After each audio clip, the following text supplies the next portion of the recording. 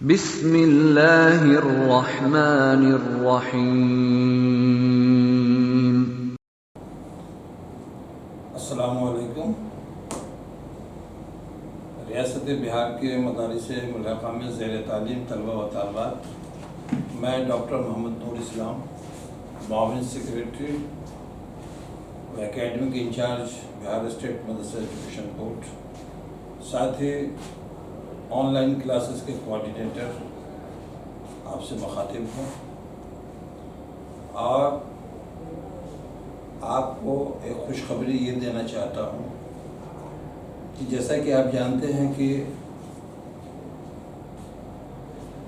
مدرسہ education board کے chairman جناب عبدالقیوم انصاری صاحب کی فکر کا نتیجہ ہے کہ پوری دنیا لاک ڈاؤن میں پھنسی ہوئی ہے، اس کے باوجود بھی ان کے اندر یہ فکر ہے کہ مدارس میں زیر تعلیم طلبہ و طالبات علم کی روشنی سے دور نہ رہیں، اور یہی وجہ ہے کہ انہوں نے آن لائن کلاسز کا سلسلہ شروع کیا ہے۔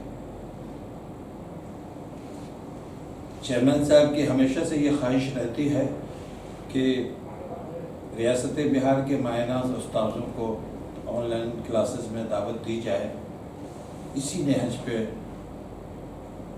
میں نے پروفیسر کیپٹن ڈاکٹر محمد شرف عالم صاحب، صدر شعبہ فارسی پٹنہ یونیورسٹی،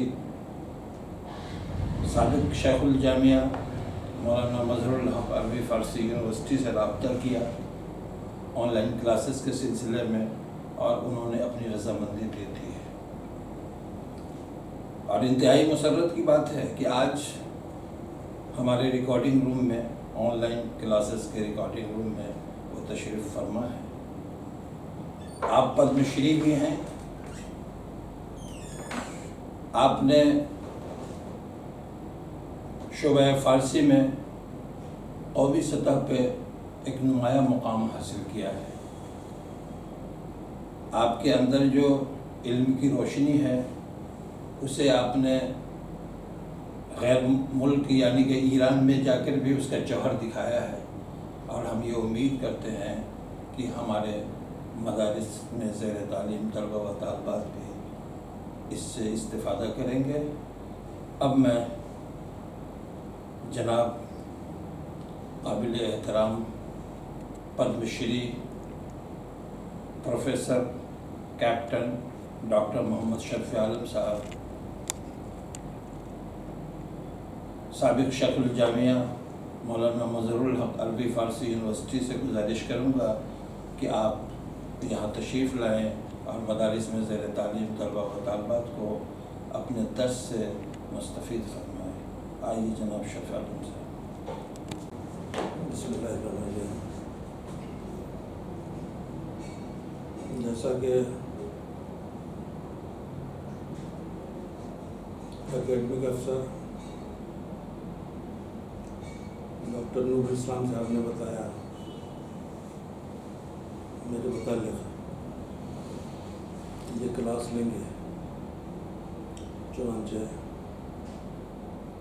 مولوی سال اول کے نصاب کے مطابق شیخ سعدی علیہ الرحمہ کی ایک نعت جو نصاب میں ہے حمد، اس سے ہی اس سلسلے کا آغاز کرنا مناسب سمجھتے ہیں۔ شیخ مصلح الدین شیرازی رحمۃ اللہ علیہ ایران کے باشندہ تھے۔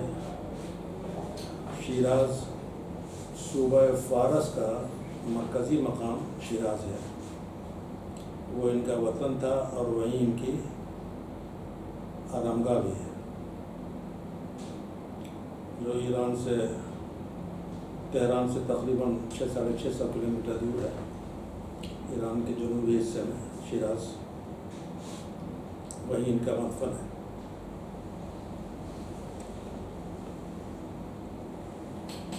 کتابوں میں آتا ہے کہ ان کی عمر تقریباً 110 یا 15 سال کی تھی. عمر کا پہلا 1/3 حصہ انہوں نے تعلیم حاصل کرنے میں صرف کیا.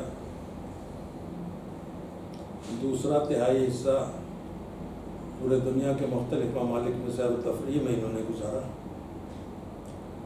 اور جتنے اکتسابات علمی تھے ان کے اور جو تجربات انہوں نے سیر و تفریح کے زمانے میں حاصل کی، ان کے نچوڑ کے طور پر تیسرے حصے میں عمر کے انہوں نے 2 کتابیں لکھی، گلستان اور بستان. علاوہ ازیں فارسی غزلوں کا، قصیدوں کا ایک دیوان الگ ہے ان کا. اس میں سے ہی یہ نعت منتخب ہے. ویسے شہزادی سے متعلق ایک واقعہ یہ عرض کر دوں کہ یہ راسخ العقیدہ مسلمان تھے،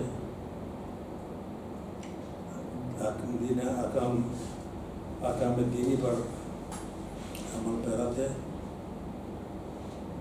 ایک رات کا واقعہ ان کی زندگی سے متعلق یہ ہے کہ رسول اکرم کی نعت لکھنے بیٹھے عربی میں، اور 3 مصرے انہوں نے لکھ لیے.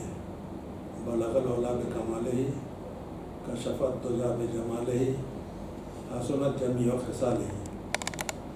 یہ 3 مصرعوں کے بعد چوتھا مصرع اس قطعہ کا ان کے ذہن میں نہیں آ رہا تھا. مشہور یہ ہے کہ رات بھر یہ تینوں مصرے پڑھتے رہے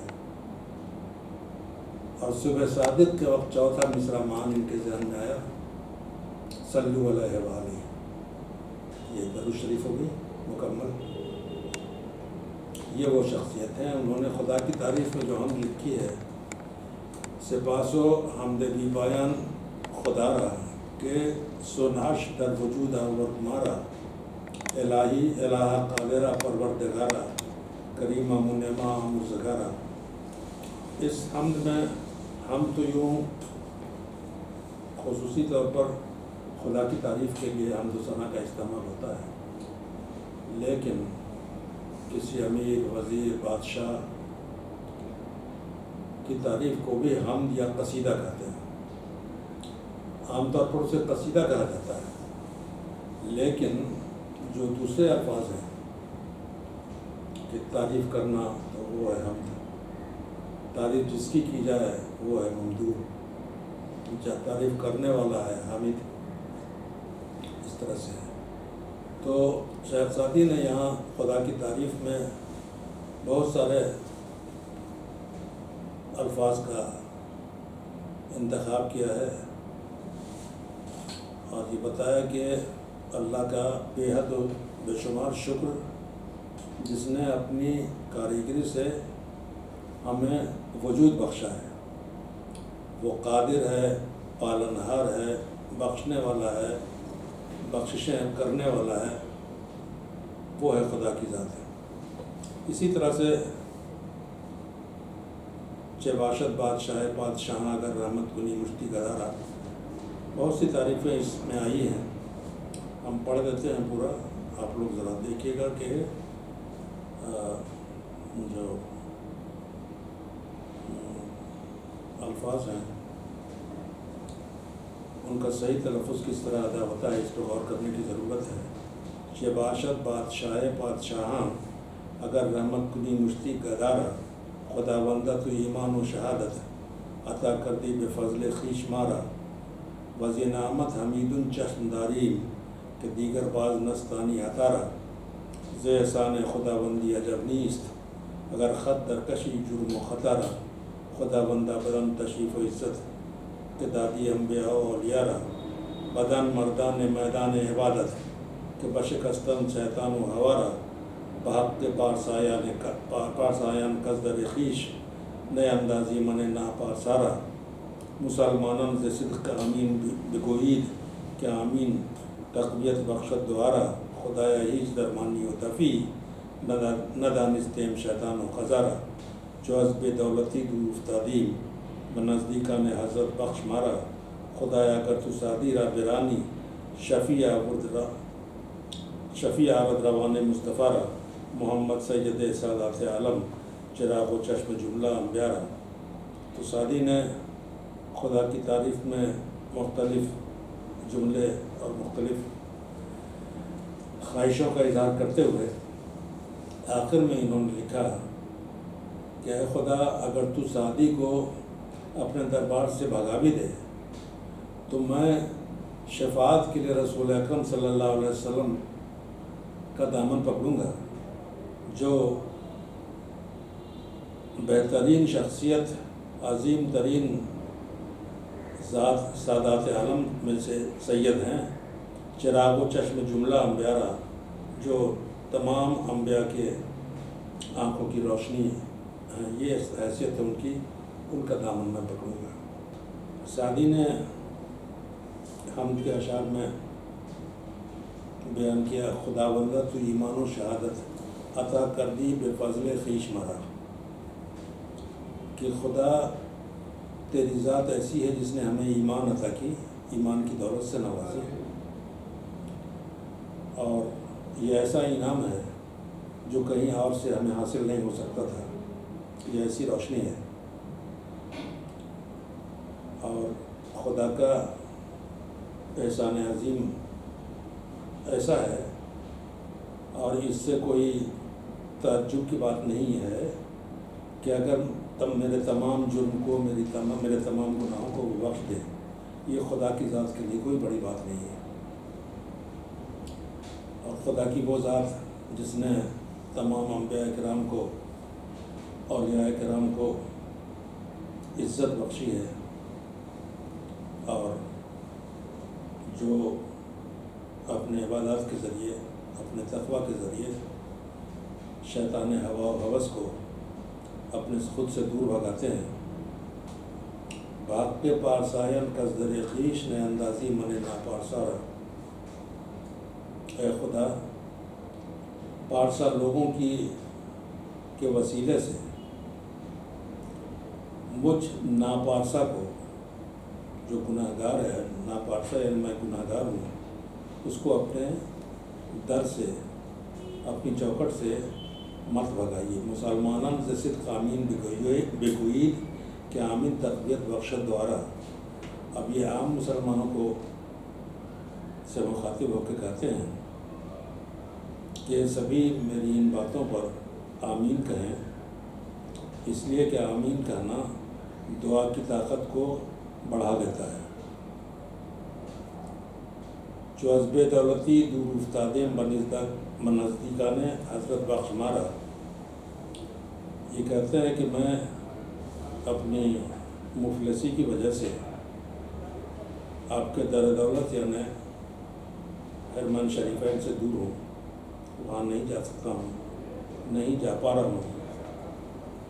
تو خدا کے نزدیک جو بندے ہیں، یعنی جو اولیاء کرام ہیں، ان اولیاء کے وسیلے سے، ان کے واسطے سے ہمیں تو بخش دے، اور ہمیں امید ہے خدا تو اپنے دروازے سے مجھے نہیں بھگائے گا۔ اگر ایسا ہوا کہ تو نے اپنے دروازے سے ہمیں رادہ درگاہ کر دیا تو پھر ہم